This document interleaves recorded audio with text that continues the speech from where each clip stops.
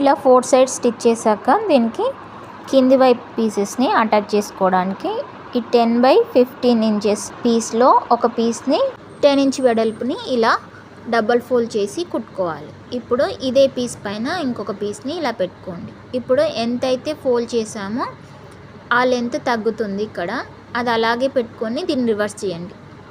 ఇప్పుడు దీనిపైన ఇందాకలు కుట్టుకున్న దాన్ని కుట్టుకోవాలి.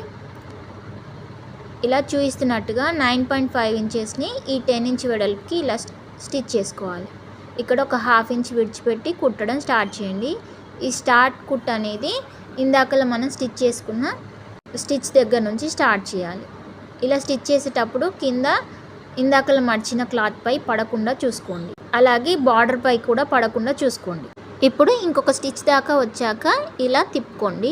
ఇలాగే ఇంకో స్టిచ్ దాకా కుట్టి అక్కడ కూడా మళ్ళీ తిప్పి ఇంకొక వైపు కుట్టేయండి.